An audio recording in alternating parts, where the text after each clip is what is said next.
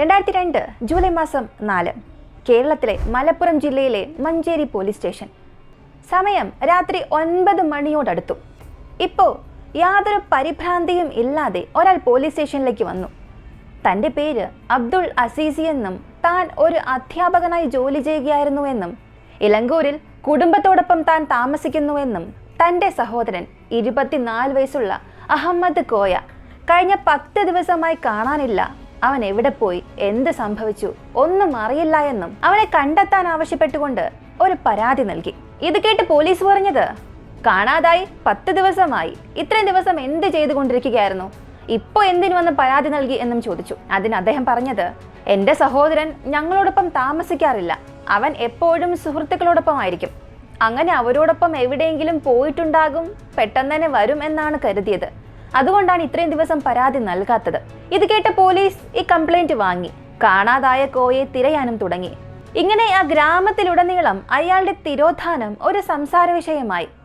ഇങ്ങനെ അബ്ദുള്ള പരാതി നൽകിയതിന്റെ പിറ്റേ ദിവസം, അതായത് ജൂലൈ മാസം 5-ാം തീയതി, ഗ്രാമത്തിനടുത്തുള്ള ഇടതൂർന്ന വനത്തിൽ വെള്ളമില്ലാത്ത ഉപേക്ഷിക്കപ്പെട്ട ഒരു കിണറ്റിൽ നിന്നും ദുർഗന്ധം വരാൻ തുടങ്ങി. ഗ്രാമവാസികൾ അത് നോക്കാനായി പോയി. എന്നാൽ അവർക്കവിടെ ഒരു ഞെട്ടൽ കാത്തിരിക്കുകയായിരുന്നു. അവിടെ അവർ ഒരു ചാക്കിൽ കെട്ടിയ അവസ്ഥയിൽ ഡെഡ് ബോഡി കണ്ടു.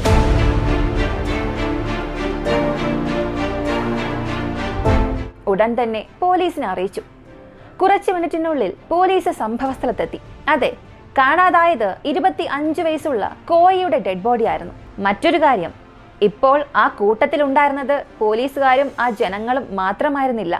ഈ കൊലപാതകം ചെയ്ത ആ വ്യക്തി ആ ആൾക്കൂട്ടത്തിനിടയിൽ നിന്നും ഇതെല്ലാം കാണുന്നുണ്ടായിരുന്നു. പക്ഷേ ആരും അതറിഞ്ഞില്ല. തീർച്ചയായും ഈ ഒരു കേസ് നമ്മൾ സാധാരണ കേൾക്കുന്ന കേസ് പോലെ ആയിരിക്കില്ല. കാരണം തെളിവുകൾ ഉണ്ടായിരുന്നിരിക്കെ കോടതി ഒരു കുറ്റവാളിയെ ഒരിക്കലും വെറുതെ വിടില്ല. അങ്ങനെ വിട്ടയച്ചാൽ എന്ത് സംഭവിക്കും? മാധ്യമങ്ങൾ അതൊരു വലിയ പ്രശ്നം സൃഷ്ടിക്കും. ജനങ്ങൾ സർക്കാരിനെ എതിർത്ത് ചോദ്യം ചോദിക്കും, പ്രതിഷേധിക്കും. പക്ഷേ ഇവിടെ അതൊന്നും സംഭവിച്ചില്ല. അതെ, തെളിവുകൾ ഉണ്ടായിരുന്നിട്ടും ഒരു കുറ്റവാളിയെ പുറത്തിറക്കി. മുഴുവൻ ഗ്രാമവും കേരള ജനതയും അദ്ദേഹം യഥാർത്ഥ നായകനാണെന്ന് അദ്ദേഹത്തെ അഭിനന്ദിച്ചു വാഴ്ത്തി. എന്തുകൊണ്ടാണ് അങ്ങനെ സംഭവിച്ചത്? എന്തിനാണ് ഒരു കൊലപാതകയെ എല്ലാവരും അഭിനന്ദിച്ചത്? എന്തുകൊണ്ട് കോടതി അയാളെ വെറുതെ വിട്ടു?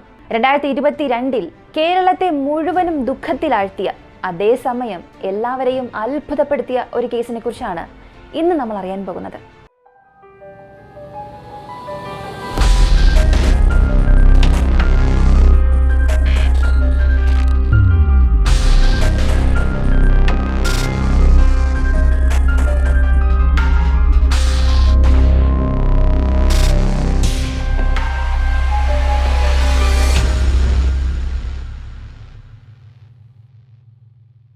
നമ്മളൊരു ക്വസ്റ്റ്യൻ ആൻഡ് ആൻസർ വീഡിയോ ചെയ്യാനായിട്ട് പദ്ധതി ഇട്ടിട്ടുണ്ടായിരുന്നു. ലാസ്റ്റ് ഒരു വീഡിയോയിൽ ഞാൻ അതിനെക്കുറിച്ച് പറഞ്ഞിരുന്നു. നിങ്ങൾക്ക് ചോദിക്കണം എന്ന് ആഗ്രഹിക്കുന്ന ചോദ്യങ്ങൾ നമ്മുടെ ഇൻസ്റ്റാഗ്രാം പോസ്റ്റിന് താഴെയോ അല്ലെങ്കിൽ ഈ യൂട്യൂബ് വീഡിയോയ്ക്ക് താഴെ കമൻസിലൂടെ നിങ്ങൾക്ക് ചോദ്യങ്ങൾ ചോദിക്കാം. എന്നെക്കുറിച്ചോ നമ്മുടെ ചാനലിനെ കുറിച്ചോ കോമൺ ആയിട്ട് പൊതുവെ എന്തെങ്കിലും നിങ്ങൾക്ക് ചോദ്യങ്ങൾ ഉണ്ടെങ്കിൽ ചോദ്യങ്ങൾ നിങ്ങൾക്ക് ചോദിക്കാം. അതിൻ്റെ എല്ലാം ഉത്തരം അടങ്ങുന്ന ഒരു വീഡിയോ നമുക്ക് എത്രയും പെട്ടെന്ന് തന്നെ വരും. ഒരുപാട് ദിവസമായി ഈ Q&A വീഡിയോ ചെയ്തതുകൊണ്ട് കഴിഞ്ഞ കുറേ ദിവസങ്ങളെ നമ്മുടെ കമൻസിലൊക്കെ വരുന്ന ഒരു ഇതാണ്, പെട്ടെന്ന് തന്നെ ഒരു Q&A ചെയ്യണമെന്നൊക്കെ. അതുകൊണ്ടാണ് നമ്മൾ ഇത് പ്ലാൻ ചെയ്യുന്നത്. അപ്പോൾ നിങ്ങൾക്ക് ചോദിക്കേണ്ട ചോദ്യങ്ങളൊക്കെ ഇൻസ്റ്റാഗ്രാം, നമ്മുടെ വിക്കിവോക്സിൻ്റെ ഒഫീഷ്യൽ ഇൻസ്റ്റാഗ്രാം പേജും എൻ്റെ പേഴ്സണൽ ഇൻസ്റ്റാഗ്രാം പേജിൻ്റെയും ലിങ്ക് ഡിസ്ക്രിപ്ഷൻ പിൻഡ് കമൻറ്റിലും കൊടുത്തിട്ടുണ്ട്. നിങ്ങൾക്ക് അതിലൂടെയും ചോദ്യങ്ങൾ ചോദിക്കാം. അതല്ലെങ്കിൽ ഈ വീഡിയോയ്ക്ക് താഴെ കമൻസിലും ചോദിക്കാം.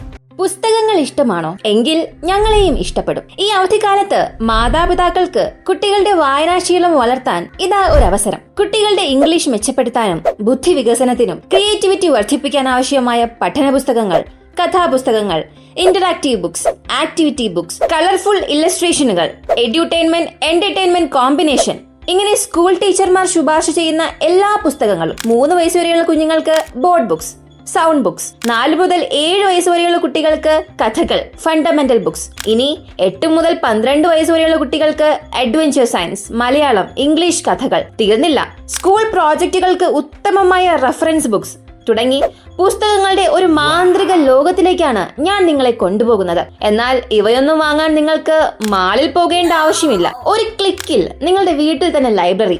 എങ്ങനെയെന്നല്ലേ? കിഡ്സ് ബെസ്റ്റി, ഞങ്ങൾക്ക് ലോകം മുഴുവനും പുസ്തകങ്ങളുണ്ട്. കൂടാതെ ചിരിക്കാനും ചിന്തിക്കാനും ആവശ്യമായ കളിപ്പാട്ടങ്ങളും ഓർഡർ ചെയ്താൽ 2-3 ദിവസത്തിനുള്ളിൽ നിങ്ങളുടെ വാതിൽക്കൽ എത്തും. കൂടാതെ വമ്പിച്ച ഓഫറുകളും ഡിസ്കൗണ്ടും. ഇപ്പൊ തന്നെ സന്ദർശിക്കൂ kidsbestie.com. പുസ്തകങ്ങളുടെ ലോകത്തെ ഒരു ക്ലിക്കിൽ നിങ്ങളുടെ വീട്ടിലെത്തിക്കൂ. കോയയുടെ ഡെഡ് ബോഡി കണ്ടെടുത്ത പോലീസ് ആ ക്രൈം സീൻ സുരക്ഷിതമാക്കി. ആ ഡെഡ് ബോഡി പോസ്റ്റ്മോർട്ടം ചെയ്യാൻ അയച്ചു. കൂടാതെ കൊലപാതകി ആരായിരിക്കും എന്നവർ തീവ്രമായി അന്വേഷിക്കാനും തുടങ്ങി. അതേസമയം ഗ്രാമത്തിൽ ഒരു കിംവദന്തി പ്രചരിക്കുന്നത് പോലീസ് ശ്രദ്ധിച്ചു. അതായത് കോയയുടെ സഹോദരൻ അബ്ദുൾ ആയിരിക്കാം അയാളെ കൊന്നിരിക്കുക. കാരണം കഴിഞ്ഞ കുറച്ച് ദിവസങ്ങളായി അവർക്കിടയിൽ ഒരു വഴക്കുണ്ടായിരുന്നു. അവർ തമ്മിലുള്ള ഈ അഭിപ്രായ വ്യത്യാസം കാരണം അബ്ദുൾ കോയയെ കൊന്നിരിക്കാമെന്ന് ഗ്രാമവാസികൾ സംസാരിക്കാൻ തുടങ്ങി. ഇത് കേട്ട പോലീസ് അബ്ദുളിനെ സംശയിക്കാൻ തുടങ്ങി. കാരണം സഹോദരനെ കാണാതായി 10 ദിവസം കഴിഞ്ഞിട്ടാണ് കംപ്ലൈന്റ് തന്നെ തന്നത്. അതുപോലെ കംപ്ലൈന്റ് നൽകിയ അടുത്ത ദിവസം തന്നെ കോയയുടെ ഡെഡ് ബോഡി കണ്ടെത്തിയിട്ടുമുണ്ട്. അതുകൊണ്ട് തന്നെ പോലീസ് അവരുടെ സംശയം ഉറപ്പിച്ചു. അബ്ദുളിനെ ചോദ്യം ചെയ്യാൻ തുടങ്ങി. അങ്ങനെ അന്വേഷിച്ചപ്പോഴാണ് പോലീസിന് നിരവധി ഞെട്ടിപ്പിക്കുന്ന കാര്യങ്ങൾ അറിയാൻ സാധിച്ചത്. അതിൽ ആദ്യത്തെ കാര്യം, അബ്ദുൾ കോയയെ കൊന്നിട്ടില്ല. അടുത്ത് കോയയുടെ പോസ്റ്റ്മോർട്ടം റിപ്പോർട്ട് അവർക്ക് ലഭിച്ചു. അതിലൂടെ കോയയെ വെടിവെച്ചാണ് കൊന്നത് എന്ന് മനസ്സിലായി. കൂടാതെ അയാളുടെ ശരീരത്തിൽ നിന്നും 7 വെടിയുണ്ടകൾ പുറത്തെടുത്തു. ഈ സമയത്താണ് പോലീസ് കോയയെക്കുറിച്ചുള്ള മറ്റൊരു പ്രധാനപ്പെട്ട വിവരം കണ്ടെത്തിയത്. ആ ഒരു കാര്യം അറിഞ്ഞപ്പോൾ പോലീസ് നേരെ ജീപ്പ് എടുത്ത് കുട്ടി എന്ന ഒരാളുടെ വീട്ടിലേക്ക് പോയി. ഈ കുട്ടി എന്നയാൾ പറഞ്ഞ കാര്യങ്ങൾ കേട്ട് മുഴുവൻ പോലീസ് ഡിപ്പാർട്ട്മെന്റ് തന്നെ ഞെട്ടിപ്പോയി. കാരണം അയാൾ പറഞ്ഞ കാര്യങ്ങൾ ഇതുവരെയും സിനിമയിൽ മാത്രമേ സംഭവിച്ചിട്ടുള്ളൂ. അങ്ങനെ എല്ലാവരെയും ഞെട്ടിപ്പിച്ച രീതിയിൽ കുട്ടി പറഞ്ഞ കാര്യങ്ങൾ എന്താണ്? 2001 ഫെബ്രുവരി മാസം 9 കേരളത്തിലെ മലപ്പുറത്തെ ഒരു വലിയ ടൗൺ ആണ് മഞ്ചേരി. ഇവിടെയാണ് കുട്ടിയും അയാളുടെ ഭാര്യയും 2 ആൺമക്കൾ, ഒരു മകൾ വളരെ സന്തോഷത്തോടു കൂടി ജീവിക്കുന്നു. 9ാം ക്ലാസ്സിൽ പഠിക്കുന്ന അദ്ദേഹത്തിന്റെ അവസാന മകളായ കൃഷ്ണപ്രിയയാണ് അവരുടെ കുടുംബത്തിൽ ഏറ്റവും ഇഷ്ടമുള്ള മകൾ. പ്രത്യേകിച്ചും അച്ഛനായ കുട്ടിക്ക് അവൾ വളരെ പ്രിയപ്പെട്ടവളായിരുന്നു. അതുപോലെ തന്നെ കൃഷ്ണപ്രിയയും വളരെ ആക്റ്റീവും അച്ഛനോട് അത്യധികം സ്നേഹവുമായിരുന്നു. അങ്ങനെ ഒരു ദിവസം പതിവ് പോലെ കൃഷ്ണപ്രിയ സ്കൂളിലേക്ക് പോയി. എന്നാൽ വൈകുന്നേരം ഒരുപാട് സമയം കഴിഞ്ഞിട്ടും അവൾ സ്കൂളിൽ നിന്നും തിരികെ എത്തിയില്ല. ഭയന്നുപോയ മാതാപിതാക്കൾ, സുഹൃത്തുക്കൾ, ബന്ധുക്കൾ എല്ലാവരോടും ചോദിക്കാൻ തുടങ്ങി. പക്ഷേ ആരും പ്രിയയെ കണ്ടിട്ടില്ല എന്നാണ് പറഞ്ഞത്. മാതാപിതാക്കൾ ഉടൻ തന്നെ സ്കൂളിലേക്ക് പോയി അന്വേഷിച്ചു. പക്ഷെ അധ്യാപകരും അവൾ സ്കൂളിൽ നിന്നും സമയത്തിന് തന്നെ പോയല്ലോ എന്നാണ് പറഞ്ഞത്. അങ്ങനെയാണെങ്കിൽ സ്കൂൾ വിട്ടതിന് ശേഷം അവൾ എവിടെ പോയി? അവൾ ഒരിക്കലും പറയാതെ എങ്ങോട്ടും പോകില്ലല്ലോ എന്ന് ചിന്തിച്ച മാതാപിതാക്കൾ ഭയന്നുകൊണ്ട് ആ ഗ്രാമം മുഴുവനും അന്വേഷിക്കാൻ തുടങ്ങി. അവളുടെ സഹോദരങ്ങളും ആ ഗ്രാമവാസികളും എല്ലാവരും തിരച്ചിൽ ആരംഭിച്ചു.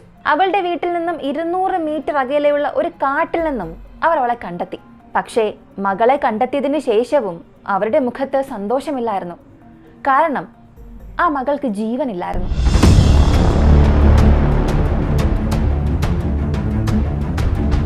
സ്വന്തം മകളുടെ ഡെഡ് ബോഡി ആയിരുന്നു ലഭിച്ചത്. ആ കാഴ്ച കണ്ട് അച്ഛനായ കുട്ടി നിലവിളിച്ച് കരയാൻ തുടങ്ങി. ഉടൻ തന്നെ പോലീസിനെ അറിയിച്ചു. പോലീസും സംഭവസ്ഥലത്തെത്തി. ഇൻവെസ്റ്റിഗേഷനിൽ ഈ സസ്പെക്ട് കൃഷ്ണപ്രിയയെ റേപ്പ് ചെയ്തിട്ടുണ്ട്, അതിനുശേഷമാണ് കൊന്നത് എന്ന് മനസ്സിലായി. ഈയൊരു വിവരം ആ ഗ്രാമവാസികളെല്ലാം ഞെട്ടിച്ചു. അതുകൊണ്ട് തന്നെ ഈ നീച പ്രവൃത്തി ചെയ്തവൻ ഒരിക്കലും രക്ഷപ്പെടാൻ പാടില്ല, അവനെ പെട്ടെന്ന് തന്നെ അറസ്റ്റ് ചെയ്യണമെന്ന് ജനങ്ങളെല്ലാം പോലീസിൽ വലിയൊരു സമ്മർദ്ദം ചെലുത്താൻ തുടങ്ങി. ഒരു വലിയ പ്രതിഷേധം ആരംഭിച്ചു. കുറച്ച് ദിവസത്തിനുള്ളിൽ ആ നീച പ്രവൃത്തി ചെയ്തത് ആരാണെന്ന് പോലീസും കണ്ടെത്തി. അത് മറ്റാരുമല്ല, കാണാതായ, ഇപ്പോ മരിച്ച അവസ്ഥയിൽ കണ്ടെത്തിയ 25 വയസ്സുള്ള കോയയായിരുന്നു. യഥാർത്ഥത്തിൽ അന്ന് സംഭവിച്ചത്, പതിവ് പോലെ സ്കൂൾ കഴിഞ്ഞ് വൈകുന്നേരം ഒരു 4:30 തന്റെ വീട്ടിലേക്ക് കൃഷ്ണപ്രിയ വരികയായിരുന്നു. വഴിയിൽ വെച്ച് കോയ അവളെ കണ്ടു. പക്ഷെ കൃഷ്ണപ്രിയയ്ക്ക് അയാളെ കണ്ടപ്പോൾ പരിഭ്രാന്തിയോ ഭയമോ ഒന്നും തന്നെ ഇല്ലായിരുന്നു. കാരണം വർഷങ്ങളായ കോയയെ അവൾക്ക് നന്നായി അറിയാം. തൻ്റെ അയൽവാസിയാണ്. അങ്ങനെ കോയ, വാ ഞാൻ നിന്നെ വീട്ടിലേക്ക് കൊണ്ടുപോകാം എന്ന് വിളിച്ചു. പക്ഷെ വീട്ടിലേക്ക് പോകുന്നതിന് മുൻപ് ഒരു ചെറിയ ജോലിയുണ്ട്, അത് അവസാനിപ്പിച്ചിട്ട് പോകാം എന്ന് പറയുകയും അവളെ ഒരു കാടിനുള്ളിലേക്ക് കൊണ്ടുപോയി. അവിടെ വെച്ച് അവളെ ക്രൂരമായി റേപ്പ് ചെയ്യാൻ തുടങ്ങി. കൂടാതെ അവൾ ധരിച്ചിരുന്ന കമ്മലും മാലയും എല്ലാം മോഷ്ടിച്ചു. കാര്യമെല്ലാം അവസാനിച്ചപ്പോൾ അവളെ കൊല്ലുകയും ചെയ്തു. കൃഷ്ണപ്രിയയെ റേപ്പ് ചെയ്ത് കൊന്ന കുറ്റത്തിന് കോയയെ പോലീസ് അറസ്റ്റ് ചെയ്ത് ജയിലിലടച്ചു. സാധാരണയായി ഒരച്ഛനും മകളും തമ്മിലുള്ള മനോഹരമായ ബന്ധം വാക്കുകൾ കൊണ്ട് പ്രകടിപ്പിക്കാൻ സാധിക്കില്ല. അതുപോലെ തന്നെ കുട്ടിയും കൃഷ്ണപ്രിയയെ വളരെയധികം സ്നേഹിച്ചിരുന്നു. ഭാവിയിൽ അവൾ വിവാഹം കഴിഞ്ഞ് ഭർത്താവിൻ്റെ വീട്ടിലേക്ക് പോകും. അപ്പോൾ താൻ എങ്ങനെ തൻ്റെ മകളെ പിരിഞ്ഞിരിക്കും? ഇതൊക്കെ ചിന്തിച്ച് മകൾ 9ാം ക്ലാസ്സിൽ പഠിക്കുമ്പോഴേ അദ്ദേഹം വല്ലാത്ത ദുഃഖത്തിലായിരുന്നു. പക്ഷെ പെട്ടെന്ന് മകൾ തങ്ങളെ ഉപേക്ഷിച്ച്, അതും ഒരിക്കലും തിരിച്ചു വരാൻ കഴിയാത്ത ഒരു ലോകത്തേക്ക് പോയി. ഇത് അദ്ദേഹത്തെ കൊണ്ട് ഒരിക്കലും അംഗീകരിക്കാനേ സാധിച്ചില്ല. അതും വർഷങ്ങളായി സഹോദരങ്ങളെ പോലെ ജീവിച്ച് തൊട്ടടുത്തുണ്ടായിരുന്ന അയൽവാസിയായ കോയ തന്നെ ഇത് ചെയ്തത് അദ്ദേഹത്തെ കൊണ്ട് ഒരിക്കലും ചിന്തിച്ചു പോലും നോക്കാൻ സാധിച്ചില്ല. എങ്കിലും അവൻ ചെയ്ത തെറ്റിന് അവൻ ജയിലിലായി. അതിൽ ഒരല്പം ആശ്വാസം അദ്ദേഹത്തിനുണ്ടായി. പക്ഷേ വെറും 10 മാസത്തിനുള്ളിൽ അവൻ ജാമ്യത്തിലിറങ്ങി. കൂടാതെ വളരെ സന്തോഷവാനായി ജീവിക്കാനും തുടങ്ങി. കൃഷ്ണപ്രിയയുടെ കുടുംബത്തിന്, പ്രത്യേകിച്ച് കോയയ്ക്ക് ഇത് സഹിക്കാനേ സാധിച്ചില്ല. അവനൊരു പെൺകുട്ടിയെ റേപ്പ് ചെയ്ത് കൊന്നു. അതിന് വെറും 10 മാസം മാത്രമാണോ ശിക്ഷ? തൻ്റെ മകളുടെ ജീവന് ഇത്ര മാത്രമാണോ വില എന്ന് കുട്ടി അതിനെക്കുറിച്ച് തന്നെ ചിന്തിച്ച് ദുഃഖിക്കാൻ തുടങ്ങി.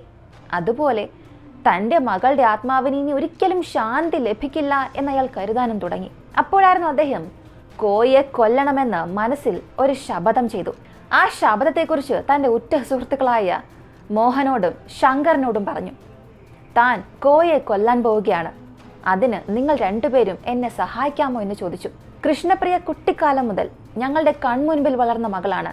വാസ്തവത്തിൽ നിനക്കുള്ള അതേ ദുഃഖവും സങ്കടവും ഞങ്ങൾക്കുമുണ്ട്. അവനെ ഒരിക്കലും വെറുതെ വിടാൻ പാടില്ല.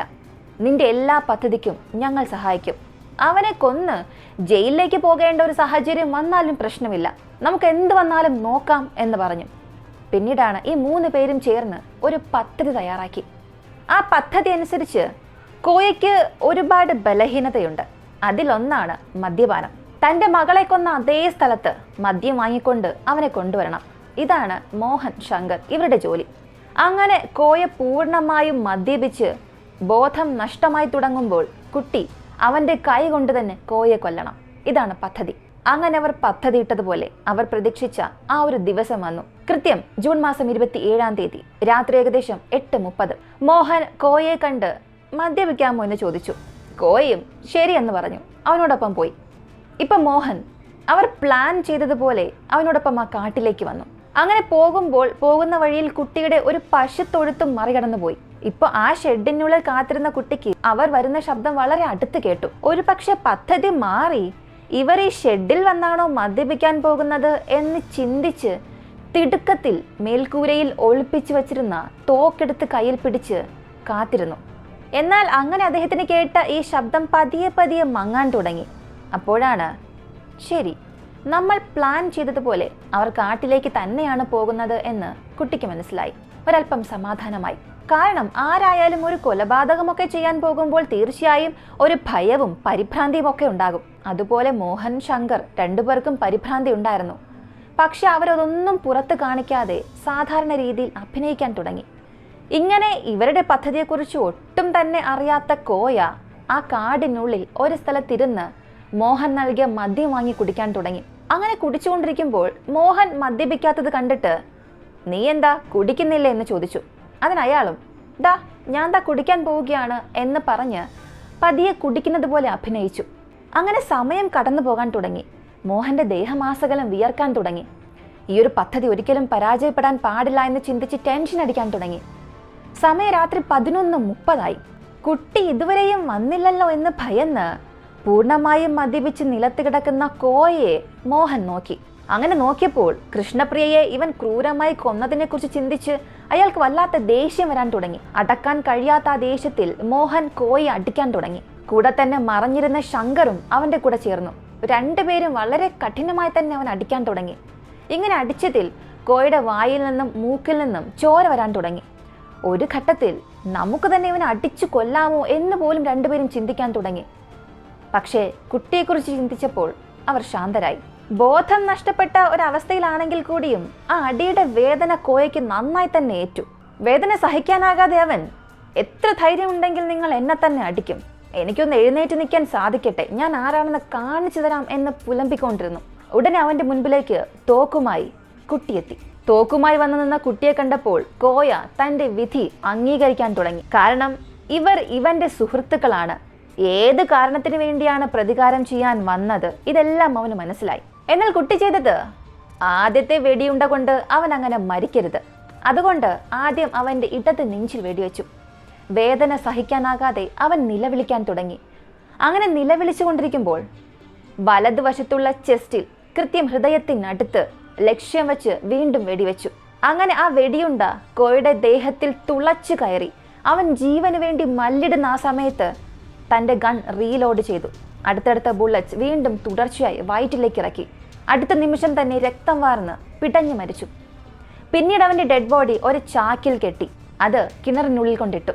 ഇപ്പോൾ തൻ്റെ മകളുടെ ആത്മാവിന് ശാന്തി ലഭിച്ചിട്ടുണ്ടാകും എന്ന് കരുതി അദ്ദേഹം ഒരു ദീർഘശ്വാസം വിട്ടു. താനെടുത്ത ശപഥം നിറവേറ്റിയതിൽ അദ്ദേഹം ഒരുപാട് സന്തോഷിച്ചു. ഇങ്ങനെ സത്യമെല്ലാം പറഞ്ഞ കുട്ടി താൻ കൊലപാതകം ചെയ്യാൻ ഉപയോഗിച്ച ആ ആയുധം അതെവിടെയാണെന്നും പോലീസിനോട് പറഞ്ഞു. ഈ കുട്ടിയുടെ ഒരു കുറ്റസമ്മതം ഒരു സെൻസേഷണൽ വാർത്തയായി മാറി ആ നാട് മുഴുവനും. ഇത് കേട്ടവർ എല്ലാം കുട്ടി ഒരു ഹീറോ ആണെന്ന് പറയാൻ തുടങ്ങി. അവനാണ് ഏറ്റവും മികച്ച അച്ഛനാണെന്ന് പറഞ്ഞ് അഭിനന്ദിക്കാൻ തുടങ്ങി. പൊതുജനങ്ങൾക്ക് മുൻപിൽ അദ്ദേഹം ഒരു നായകനാണെങ്കിലും നിയമപ്രകാരം അദ്ദേഹം ഒരു കുറ്റവാളിയാണ്. ഏത് സാഹചര്യത്തിലും നിയമം കയ്യിലെടുക്കാൻ കഴിയില്ല. അതുകൊണ്ട് കോടതി അദ്ദേഹത്തെ ജീവപര്യന്തം തടവ് വിധിച്ചു. ഈ കൊലപാതകത്തിന് സഹായിച്ച മോഹനും ശങ്കറിനും 3 വർഷത്തെ തടവും വിധിച്ചു. എന്നാൽ 4 വർഷങ്ങൾക്ക് ശേഷം 2006 കുട്ടിയാണ് കോയെ കൊന്നത് എന്നുള്ളതിന് ശരിയായ തെളിവുകളൊന്നും ലഭിക്കാത്തതിനാൽ കോടതി കുട്ടിയെ റിലീസ് ചെയ്തു. അതെങ്ങനെ സംഭവിക്കും? അയാൾ കുറ്റസമ്മതം നടത്തിയിരുന്നു, ഞാനാണ് കൊന്നത് എന്ന്. പോരാത്തതിന് അയാൾ ആ കൊല്ലാൻ ഉപയോഗിച്ച ആയുധം എവിടെയാണെന്ന് പോലീസിന് കാണിച്ചു കൊടുക്കുകയും ചെയ്തു. പിന്നെ എന്തുകൊണ്ട് കോടതി അയാളെ റിലീസ് ചെയ്തു എന്ന് ചോദിച്ചാൽ അതിന് കോടതിയുടെ ഭാഗത്തുനിന്ന് പറഞ്ഞ ഒരു മറുപടി, വാസ്തവത്തിൽ കുട്ടി ഈ മേർഡർ വെപ്പൺ ഉണ്ടായിരുന്ന സ്ഥലം കാണിച്ചു കൊടുത്താലും അയാൾ ഈ കൊലപാതകങ്ങൾ ചെയ്തിട്ടില്ല എന്നുള്ളതിന് ഒരുപാട് സാധ്യതയുണ്ട്. കാരണം കോയയ്ക്ക് തന്നെ ധാരാളം ശത്രുക്കൾ ഉണ്ടായിരുന്നു. ഒരു പക്ഷേ മറ്റാരെങ്കിലും ഈ കൊലപാതകം ചെയ്തിട്ടുണ്ടാകാം. തോക്ക് അവിടെ ഒളിപ്പിച്ച് വച്ചിട്ടുണ്ടാകാം. ആ സ്ഥലം കുട്ടിയോട് പറഞ്ഞിട്ടുണ്ടാകാം. അത് കുട്ടി പോലീസിനോട് പറഞ്ഞിട്ടുണ്ടാകാം. ഈ ഒരു കാഴ്ചപ്പാടിലായിരുന്നു കോടതി അതൊരു തെളിവായി കണക്കാക്കാത്തത്. എന്തിന്? ആ തോക്കിലുണ്ടായിരുന്ന അതേ ബുള്ളറ്റ് തന്നെയാണ് കോയയുടെ ഡെഡ് ബോഡിയിൽ ഉണ്ടായിരുന്നത്. അതും സ്ഥിരീകരിച്ചു. എങ്കിൽ പോലും കോയയുടെ ഒരു ശരിയല്ലാത്ത അച്ചടക്കമില്ലാത്ത ജീവിതം, മുൻപ് അവൻ്റെ പേരിലുണ്ടായിരുന്ന കൊലപാതക കേസ്, ഇതെല്ലാം മനസ്സിൽ വെച്ചുകൊണ്ടാണ് കോടതി കുട്ടിയെ വെറുതെ വിട്ടത്. അടുത്തിടെ പുറത്തിറങ്ങിയ തമിഴിലെ മഹാരാജ എന്ന സിനിമയിൽ പോലും ഇതുപോലൊരു സംഭവമാണ്. തലമുടി നരച്ചു, വയസ്സായി. എങ്കിൽ പോലും തൻ്റെ മകളോടുള്ള സ്നേഹമാണ് വലുത് എന്ന് ഒരച്ഛൻ തൻ്റെ പ്രവൃത്തിയിലൂടെ കാണിച്ചു കൊടുത്തു. എന്തായാലും നിങ്ങൾ ഈ കേസിനെ കുറിച്ച് എന്താണ് ചിന്തിക്കുന്നത്? നിങ്ങളുടെ അഭിപ്രായം കമന്റിൽ പറയുക. സിനിമയിൽ ഇങ്ങനെയുള്ള സംഭവങ്ങൾ നമ്മൾ കണ്ടിട്ടുണ്ടാകും. ത്രില്ലടിച്ചിരുന്ന് അത് കണ്ട് എൻജോയ് ചെയ്തിട്ടുണ്ടാകും. യഥാർത്ഥത്തിൽ ഇങ്ങനൊരു സംഭവം നടന്നു എന്ന് കേൾക്കുമ്പോൾ നിങ്ങൾക്ക് തോന്നുന്ന ഒരു അനുഭൂതി എന്താണ്? അല്ലെങ്കിൽ നിങ്ങൾ എന്താണ് പറയാൻ ആഗ്രഹിക്കുന്നത്? നിങ്ങൾ ആഗ്രഹിക്കുന്നത് കമന്റിൽ പറഞ്ഞാൽ മതി. ഇങ്ങനെയുള്ള വീഡിയോസ് കാണാൻ താല്പര്യമുള്ളവരാണ് നിങ്ങളെങ്കിൽ ഇപ്പോൾ തന്നെ നമ്മുടെ ചാനൽ സബ്സ്ക്രൈബ് ചെയ്യുക. മറ്റൊരു വീഡിയോയുമായി വീണ്ടും കാണാം. പുസ്തകങ്ങൾ ഇഷ്ടമാണോ? എങ്കിൽ ഞങ്ങളെയും ഇഷ്ടപ്പെടും. ഈ അവധിക്കാലത്ത് മാതാപിതാക്കൾക്ക് കുട്ടികളുടെ വായനാശീലം വളർത്താൻ ഇതാ ഒരു അവസരം. കുട്ടികളുടെ ഇംഗ്ലീഷ് മെച്ചപ്പെടുത്താനും ബുദ്ധി വികസനത്തിനും ക്രിയേറ്റിവിറ്റി വർദ്ധിപ്പിക്കാൻ ആവശ്യമായ പഠന പുസ്തകങ്ങൾ, കഥാപുസ്തകങ്ങൾ, interactive books, activity books, colourful ഇല്ലസ്ട്രേഷനുകൾ, എഡ്യൂട്ടൈൻമെന്റ് എന്റർടൈൻമെന്റ് കോമ്പിനേഷൻ, ഇങ്ങനെ സ്കൂൾ ടീച്ചർമാർ ശുപാർശ ചെയ്യുന്ന എല്ലാ പുസ്തകങ്ങളും. 3 വയസ്സ് വരെയുള്ള കുഞ്ഞുങ്ങൾക്ക് ബോർഡ് ബുക്സ്, സൗണ്ട് ബുക്സ്, 4 മുതൽ 7 വയസ്സ് വരെയുള്ള കുട്ടികൾക്ക് കഥകൾ, ഫണ്ടമെന്റൽ ബുക്സ്. ഇനി 8 മുതൽ 12 വയസ്സ് വരെയുള്ള കുട്ടികൾക്ക് അഡ്വഞ്ചർ സയൻസ്, മലയാളം, ഇംഗ്ലീഷ് കഥകൾ. തീർന്നില്ല, സ്കൂൾ പ്രോജക്റ്റുകൾക്ക് ഉത്തമമായ റഫറൻസ് ബുക്സ് തുടങ്ങി പുസ്തകങ്ങളുടെ ഒരു മാന്ത്രിക ലോകത്തിലേക്കാണ് ഞാൻ നിങ്ങളെ കൊണ്ടുപോകുന്നത്. എന്നാൽ ഇവയൊന്നും വാങ്ങാൻ നിങ്ങൾക്ക് മാളിൽ പോകേണ്ട ആവശ്യമില്ല. ഒരു ക്ലിക്കിൽ നിങ്ങളുടെ വീട്ടിൽ തന്നെ ലൈബ്രറി. എങ്ങനെയെന്നല്ലേ? Kids bestie. ഞങ്ങൾക്ക് ലോകം മുഴുവനും പുസ്തകങ്ങളുണ്ട്. കൂടാതെ ചിരിക്കാനും ചിന്തിക്കാനും ആവശ്യമായ കളിപ്പാട്ടങ്ങളും. ഓർഡർ ചെയ്താൽ 2-3 ദിവസത്തിനുള്ളിൽ നിങ്ങളുടെ വാതിൽക്കൽ എത്തും. കൂടാതെ വമ്പിച്ച ഓഫറുകളും ഡിസ്കൗണ്ടും. ഇപ്പൊ തന്നെ സന്ദർശിക്കൂ kidsbestie.com. പുസ്തകങ്ങളുടെ ലോകത്തെ ഒരു ക്ലിക്കിൽ നിങ്ങളുടെ വീട്ടിലെത്തിക്കൂ.